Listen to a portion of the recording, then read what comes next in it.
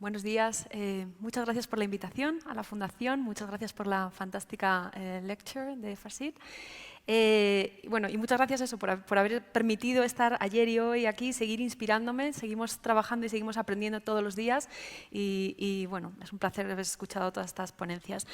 Bueno, mi nombre es Belinda Tato, vengo a contar un poco los proyectos de ecosistema urbano y cómo nosotros nos aproximamos a la ciudad, ¿no?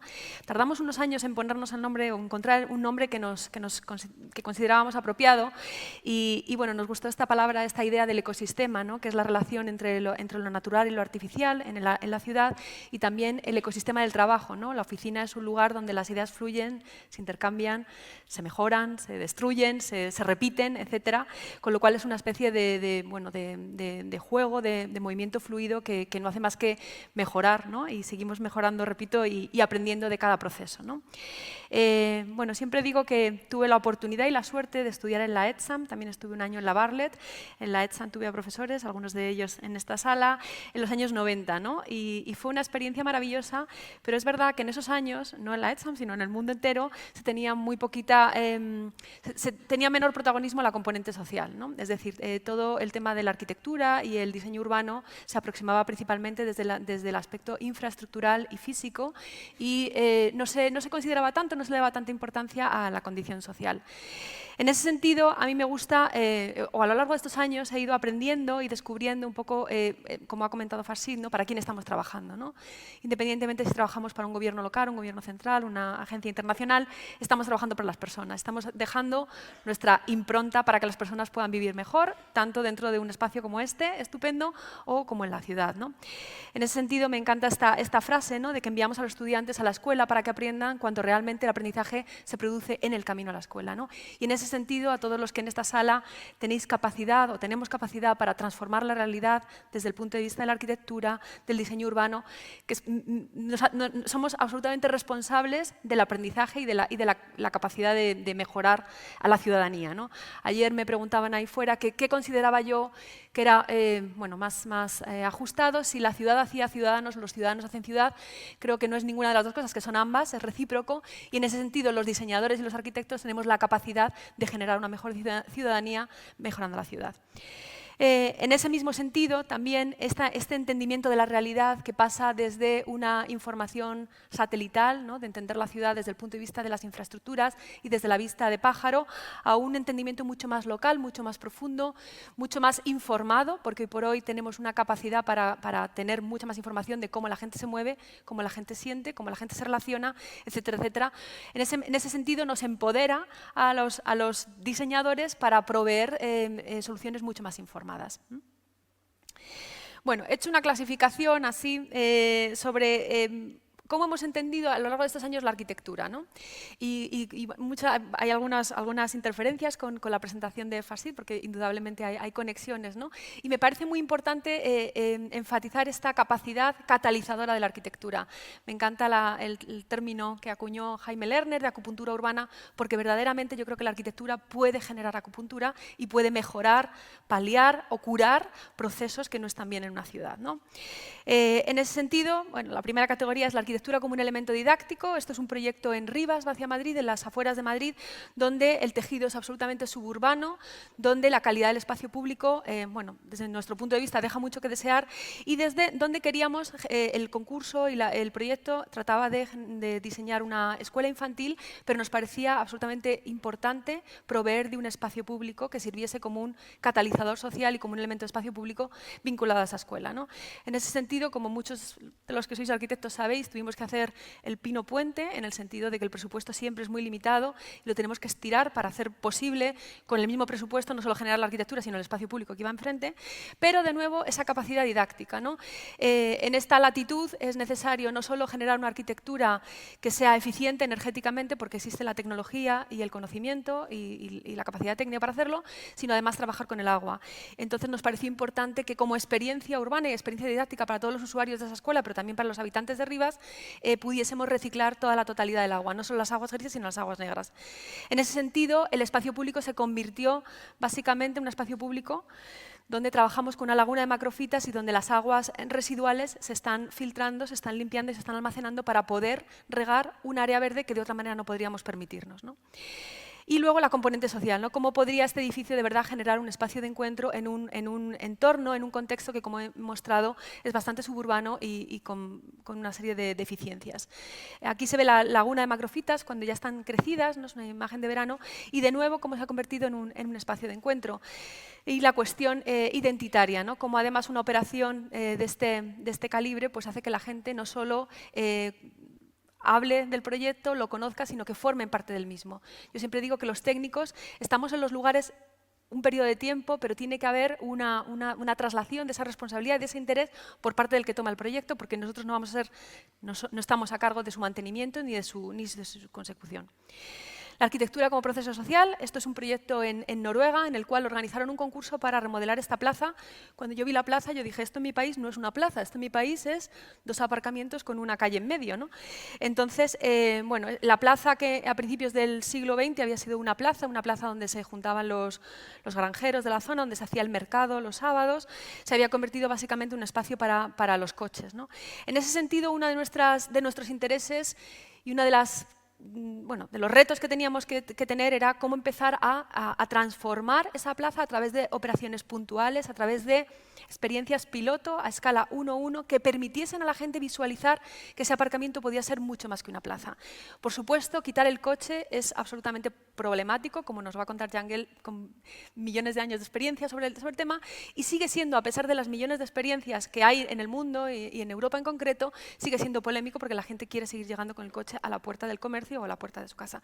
Sin embargo, a través de esta operación puntual realizada por Boamistura, de cómo transformar un aparcamiento en 2 días en un tapiz, empezamos a realizar una serie de actividades de manera que no era ya tanto discutir sobre planos y futuribles, sino cómo se pueden proveer experiencias que permitan a la gente sentir, visualizar y entender de lo que estamos hablando, ¿no? Realizamos una serie de talleres con la Universidad de Bergen. Las actividades se llamaron Green Hammer, Cream Hammer, la ciudad se llama Hammer y el proyecto se llama Dream Hammer. Y de nuevo, cómo podíamos generar una comunidad en torno al proyecto. Es decir, no es solo importante proveer de un diseño final, sino cómo a través de estas experiencias se generó una comunidad de gente interesada en hacer una serie de actividades una vez que nosotros nos fuésemos, ¿no? Que es una de las cosas, como decías, el legado que dejamos, ¿no? Es decir, nosotros estamos temporalmente, pero tiene que haber alguien que verdaderamente tenga ese interés, ¿no? Se hicieron una serie de talleres, todos los 1.400 estudiantes de la ciudad en sus colegios hicieron proyectos para la plaza, con lo cual se convirtió de nuevo se convirtieron como en embajadores del proyecto, ¿no? El proyecto era muy ambicioso y tenía una serie de elementos, se construyó solo parcialmente. Uno de los temas que salió en los talleres fue el tema del agua, a pesar de que la plaza está frente a un lago que es el lago Miosa, de 100 kilómetros por 30 kilómetros, pero pensaban que ellos decían, queremos patinar como los alemanes, vestidos, ¿no? Vestidos con abrigo, ¿no? Es decir, ellos tienen una conexión con la naturaleza muy fuerte y querían tener una experiencia urbana, ya que básicamente lo que está pasando en la ciudad es que todos los centros comerciales de la periferia están atrayendo y capturando toda la actividad, de manera que la ciudad se está vaciando, ¿no? Entonces, como digo, se construyó este elemento que es absolutamente polivalente porque es agua en verano, es una plaza de patinaje en invierno y es también un stage donde se han realizado numerosos conciertos. Y básicamente una de las cosas que habíamos detectado en este proceso de comunicación con la gente y bueno, de nuestro propio análisis es que lo que faltaba en la plaza era programación. La plaza no podía ser exclusivamente un elemento contemplativo, sino que había que traer programa y de ahí vino un poco el tema del patinaje, ¿no? Esta es la postal navideña de la ciudad del momento de la inauguración. La arquitectura como catalizador urbano, seguro que conocéis muchos de vosotros este proyecto, ¿no?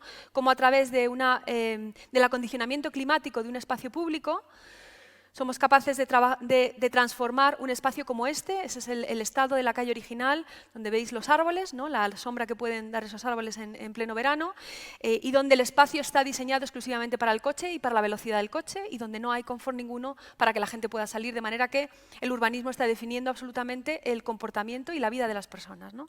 Y cómo un cruce de 2 calles se convierte en un espacio público que ha sido utilizado y sigue siendo utilizado para numerosos eventos, y es una de las cosas emocionantes que tenemos los arquitectos cuando vemos que la gente se reinventa la arquitectura y es capaz de conquistarla y darle nuevos usos. Y bueno, es un poco lo que es emocionante. Esto es un trabajo que estamos haciendo para la ciudad, para Bangladesh, y de nuevo esa capacidad catalizadora, ¿no? Como una ciudad con millones de problemas medioambientales, sociales, económicos, donde el espacio público es prácticamente inexistente, hay una falta de recursos impresionante, pero tienen un préstamo del Banco Mundial, quieren actuar, quieren hacer algo que tenga una relevancia, y a pesar de que el préstamo es muy grande, se corre el riesgo de que efectivamente quede desapercibido o inadvertido porque los problemas son gigantescos, ¿no? Y en ese sentido, volvemos otra vez a la escala de la arquitectura. ¿Cómo podemos identificar oportunidades arquitectónicas para que efectivamente eso tenga un impacto urbano y un impacto en la vida de las personas, ¿no? Entonces, trabajamos identificando una serie de elementos y cómo a través de nuevo, de la arquitectura, que además tiene una componente social, son unos centros sociales que tienen posibilidades de ocio, educación y formación para los más jóvenes, que no tienen esas posibilidades, cómo podemos empezar a generar esa dinámica reparadora que básicamente cambie las dinámicas sociales. La arquitectura para la equidad social, ¿no? También Farsid ha mencionado esto. Esto es un proyecto en la ciudad de Cuenca, en Ecuador. La ciudad de Cuenca está listada es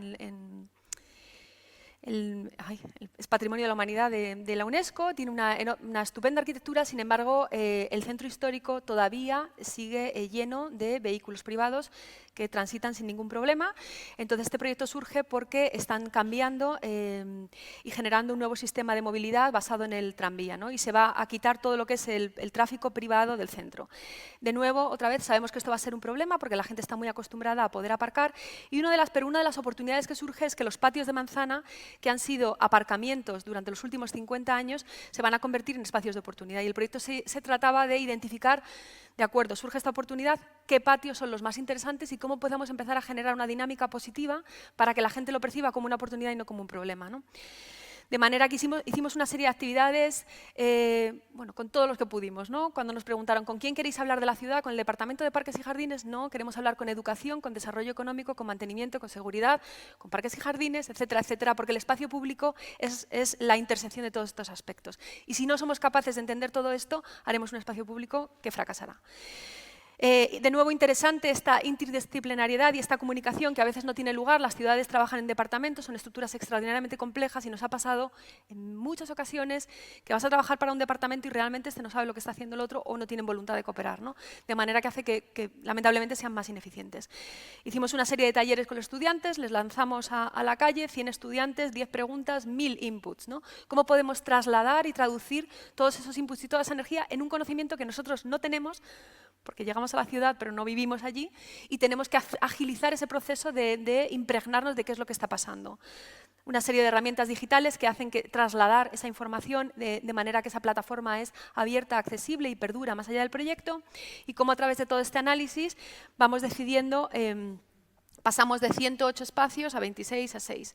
En paralelo, los colegios también hicieron esta actividad y con esto llegamos a una lista corta, ¿no?, de 6 elementos, algunos de ellos más de acupuntura, de cómo identificar un parking de un edificio público y transformarlo en una biblioteca, un colegio abandonado en un centro para el emprendimiento, y este proyecto que es el más interesante y el más ambicioso, que también es una escuela que está cerrada y que a lo largo de las entrevistas identificamos que era un problema. Se acaba de cerrar ahora mismo, en mayo de este año, ya que es una escuela a la que hay 3 turnos, es decir, llegan todos los días 1000 alumnos de distintas partes de la ciudad, con lo cual esos 1000 alumnos que llegan todos los días y van todos los días están creando todo un tejido socioeconómico alrededor. En el momento en que la escuela se cierra, esto está teniendo un impacto negativo.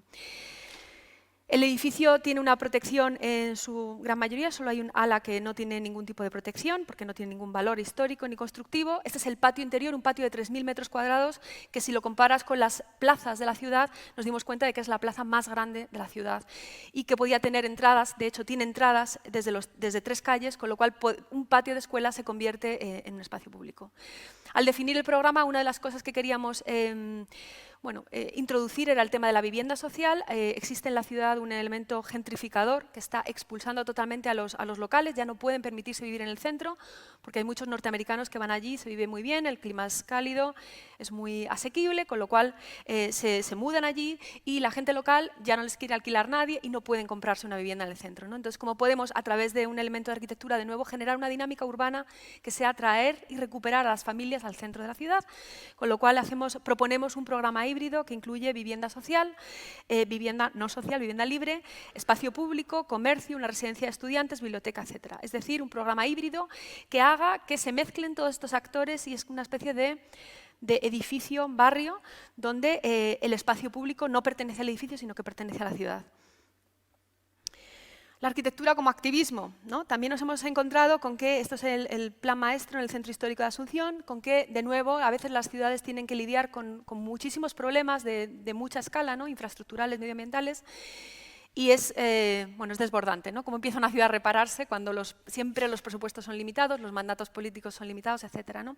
En ese sentido, nos interesan también estas acciones, ¿no? En un taller en la ciudad de Asunción con estudiantes de la universidad, ellos llevaban quejándose 10 años de que la ciudad no había sido capaz de hacer unos carriles bici y de repente en el propio taller dijeron, bueno, ¿por qué no los hacemos nosotros, ¿no? Entonces, en vez de pasar de la pasividad y de esperar a que te resuelvan los problemas a resolverlos, ¿no? De manera que pintaron 6 kilómetros de carril en una noche. Al día siguiente estaba publicado en los medios como una acción anónima y, de nuevo, esto nos inspira, ¿no? Porque al final tiene que ser la propia ciudadanía la que transforme la ciudad, ¿no? Nos interesa esta capacidad de transformar la ciudad como en fases, en procesos, ¿no? Es decir, no se puede reparar todo en el mismo momento ni a la vez, nunca va a ser posible en ninguna ciudad, ni creo que tampoco sea positivo. Y en ese sentido, y para que no exista la excusa de que no tenían recursos, hicimos un catálogo de proyectos que van desde proyectos de $3.000 hasta 300.000, hasta 3 millones, hasta 30 millones, porque son muchos los problemas de muchas escalas, ¿no? Se ha empezado con un mini proyecto que es este proyecto de medianeras, ¿no? Cómo las medianeras se pueden convertir en lienzos. Hicieron un festival de arte invitando a más de 30 artistas de toda Latinoamérica y cómo a través de un presupuesto muy reducido logras generar una dinámica interesante, porque de repente, bueno, pues empiezan a generar rutas en la ciudad donde la gente camina, descubre y redescubre ese centro histórico que, a pesar de que es como la identidad de la ciudad, es para muchos muy desconocido. Voy a poner un pequeño vídeo.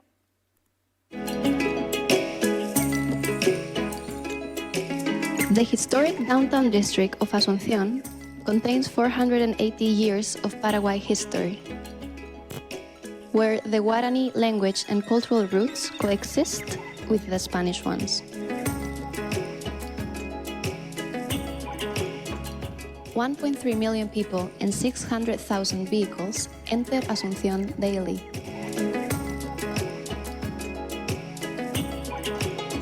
More than 2 million inhabitants live in its metropolitan area.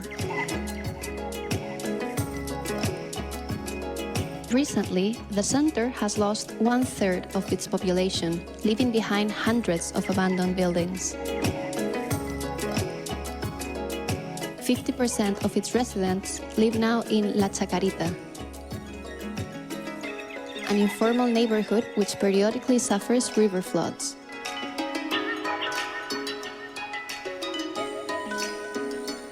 57% of the population of Asunción is under 30 years old.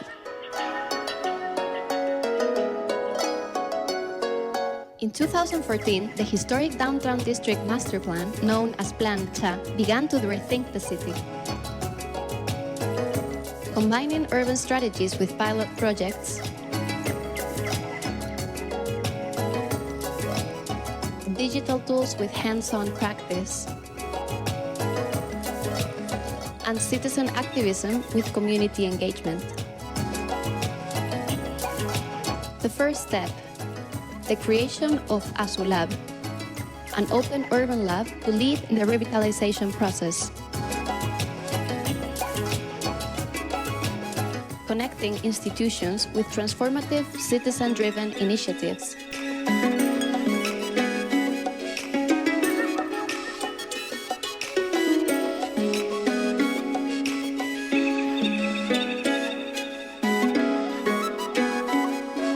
Involving and linking actors, communicating, and permanently rethinking the process.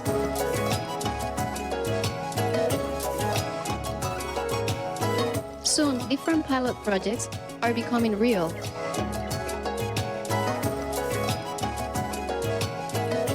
Latido Americano, a stunning urban art festival.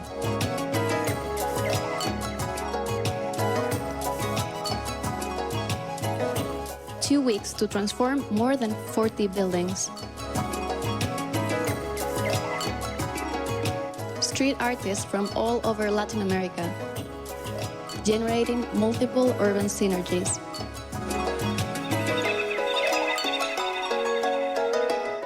Asunción is now reinventing itself, being reborn from its very center.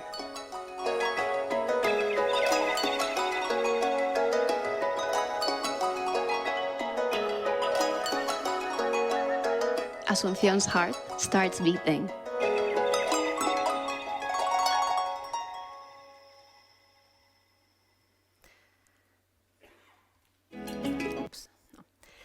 Arquitectura como reciclaje. Esto es un trabajo en Hermosillo, en México. De nuevo, nos llaman por una cuestión urbana, ¿no? Lo que es el centro histórico y una de las calles principales tiene un proceso de deterioro y de abandono impresionante, hasta el punto de que muchas personas que tienen ahí una propiedad, una vivienda, son viviendas de adobe. Lo que hacen es dejar que, como es tal problema y está preservado, no pueden hacer absolutamente nada, lo que hacen es dejar que la vivienda se llene de agua, se caiga ella sola para poder utilizar el terreno para hacer algo, ¿no? En ese sentido, de nuevo, ¿no? Es cómo podemos empezar un proceso de regeneración en una ciudad que no conocemos completamente y cómo podemos empezar a generar esos contactos, esas comunicaciones con los distintos sectores, ¿no? Generamos esta idea, ¿no? De idea activa Hermosillo, ¿no? Y a través de una serie de actividades empezamos a conocer mejor un poco el contexto. Esta es la calle, se quería desarrollar un proceso de regeneración a partir de este eje, ¿no? Y generar una mejor conexión con el Cerro de la Campana. De nuevo, un catálogo de posibilidades y un catálogo de elementos, es decir, hay muchas cosas que se pueden hacer, tanto en el corto plazo como en el medio plazo, con distintos presupuestos, etcétera. Hicimos una ficha por cada uno de estos elementos, pero lo más interesante, de nuevo, es que pensamos que no podemos trabajar a esta escala urbana sin haber generado una arquitectura que permita que nuevos programas tengan lugar, ¿no? Entonces, en ese análisis urbano identificamos esta nave industrial que no tiene ningún valor arquitectónico, pero que sin embargo tiene un gran potencial por su posición en el barrio. Es un almacén que está funcionando ahora solo por la recogida de la ropa donada y que está en concesión con una ONG y que básicamente no tiene ningún tipo de relación con el exterior. Es decir, esta gente puede ser trasladada perfectamente a otro lugar de la ciudad. Como digo, el edificio tiene el potencial, lo primero, porque está junto a un aparcamiento, de manera que puede tener una fluctuación día-noche, de manera que se utilice de manera distinta, puede tener 24 horas, puede ser... Identificamos una serie de cosas y de iniciativas y de gente que quiere hacer cosas en la ciudad, pero que a veces no encuentra el marco o la infraestructura necesaria, ¿no? Hay temas muy interesantes de gastronomía, de tecnología, de emprendimiento, etcétera. Es un poco la condición urbana y cómo nos imaginábamos que este edificio podía funcionar durante el día, que es el aparcamiento, pero durante la noche que ese aparcamiento sea mucho más. Entonces, bueno, pues de nuevo empezamos a pensar el edificio desde el programa, cómo se puede generar a través de esos emprendedores que identificamos en el proceso de participación, que quieren hacer cosas y no han tenido la posibilidad, cómo podemos diseñar un programa que consiste básicamente en un mobiliario que puede ser utilizado para estos distintos usos, y cómo podemos reciclar una nave que, repito, no tiene ningún valor arquitectónico, pero sí que tiene un potencial urbano tremendo, a través de colocarle una nueva piel, una nueva gráfica, trabajar el espacio que está junto a ella y cómo puede generarse como un elemento de activación. Vale. Y el último proyecto que voy a contar es en West Palm Beach, en Florida. Es un concurso que surge en el año 2016, está organizado por el Van Allen Institute de Nueva York y la ciudad de West Palm Beach. Y es un concurso que evidentemente era súper atractivo y súper challenging, porque el tema era como ambicioso y complejo, ¿no? ¿Qué podemos hacer con una ciudad que es disfuncional, principalmente en los meses de verano, ¿no? Desde la foto aérea pues se ve como que es el entorno perfecto. Esto es West Palm Beach, esto es Palm Beach, por aquí vive Trump, ahí abajo. No comment. Y bueno, tiene una serie de condicionantes que hacen que, a pesar de que de que la ciudad tiene muchos ingredientes para ser estupenda, sin embargo no lo es, ¿no?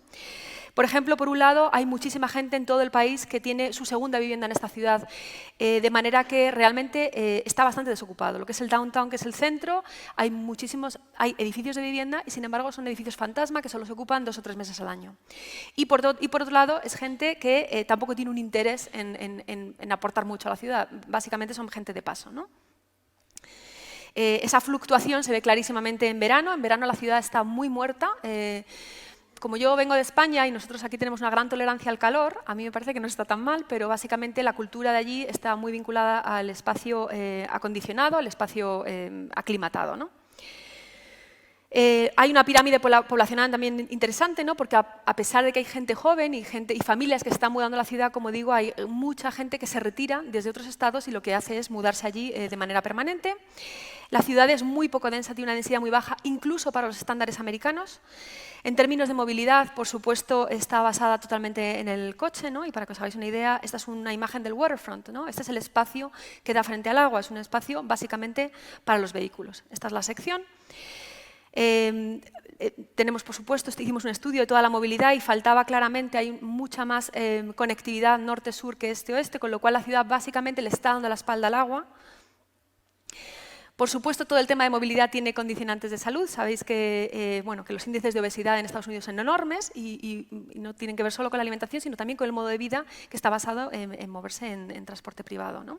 Y básicamente nos sorprendía mucho, ¿no? Como nosotros somos de fuera y vivimos en Madrid, ¿no? Y tenemos esa experiencia tan urbana y tan conectada con el espacio público y con caminar y con moverte, nos sorprendía mucho que una ciudad con todo este potencial, con este clima tan suave durante todo el año, sin embargo, aún así esté tan vinculada al aire acondicionado y al coche, ¿no? Cuando podía tener un modelo mucho más fácil y saludable. Hicimos todo el mapeo, por supuesto, de los parques, de la vegetación y también identificamos multitud de espacios infrautilizados o totalmente vacantes en el centro histórico, lo que significa que todavía hay potencial para una mayor densidad. En términos de clima, como digo, el verano es muy complicado porque la temperatura es muy alta y sobre todo la humedad también es muy alta y realmente estudiando el clima durante todo el año necesitas sombra y principalmente en el verano se hace francamente complicado estar al aire libre, ¿no? Por otro lado, como sabéis, la Florida es una zona muy expuesta a los huracanes y hay numerosos episodios, el último en el 2017, en el otoño, de manera que también esta condición de estar frente al agua se tiene que pensar en esta perspectiva. Se sabe ya que en los próximos 100 años va a haber una subida de 1 metro, ¿no? Y bueno, pues estudiando un poco la información que había en la página web del National Climate, vimos un poco toda la inundabilidad de este frente marítimo. Como veis, esta es la condición actual, el borde es absolutamente seco, estricto, no hay ningún punto en la ciudad para entrar en contacto con el agua y a su vez en estos periodos también está muy expuesto, ¿no? El proyecto preguntaba sobre 3 espacios. El primero, el frente, el waterfront. Como veis, los árboles son de muy poco porte, hay muy poca sombra y, como he mostrado, es un espacio que está vacío la mayor parte del tiempo, excepto en los grandes eventos, ¿no? Hay como una serie de eventos a lo largo del año. Esto es el Sun Festival, un festival de música que de repente la ciudad se desborda. Este es el Boat Show, también se desborda de millonarios y gente que va a comprar y vender yates, pero lo que es en el día a día la ciudad está bastante silenciosa, ¿no? Por otro lado, los alleyways, que son estos espacios, estas calles de servicio que tienen orientación este-oeste en este caso y que son calles que están en muy mal estado de conservación en términos de residuos, en términos de mantenimiento, etcétera.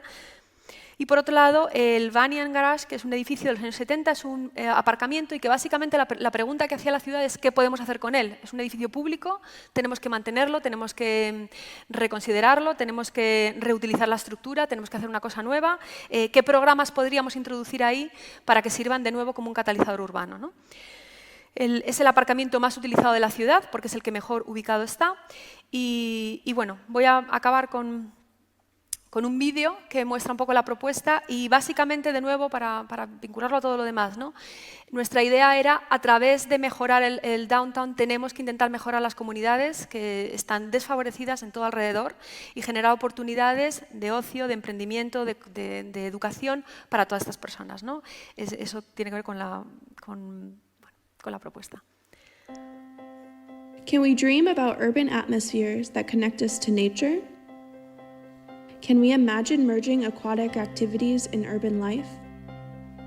Can we combine natural elements and technologies to provide climatic comfort year-round? Can we create a flexible building that promotes entrepreneurship, citizen engagement, and digital interaction? OpenShore creates the framework to experience an urban wetland landscape,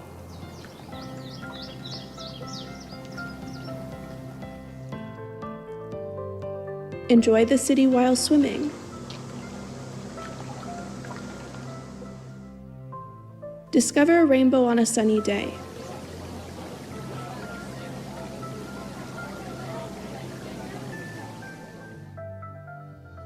connect with others and get inspired.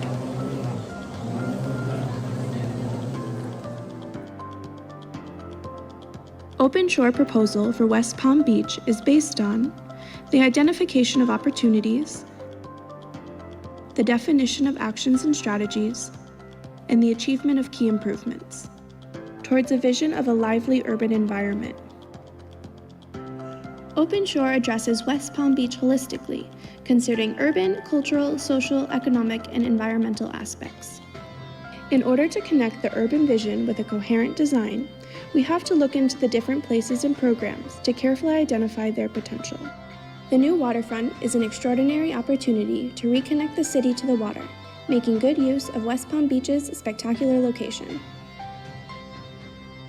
The Great Lawn, already a central piece in the city's urban life, will become the urban living room of West Palm Beach. The Meyer Amphitheater will be the ultimate space for great urban events and all kinds of cultural activities. The alleyways will undergo a rapid activation process, ranging from temporary interventions to the development of permanent structures to host new programs.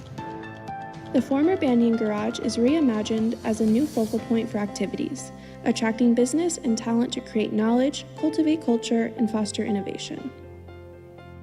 OpenShore provides a set of tools to reimagine these places and positively shape the urban transformation of the downtown.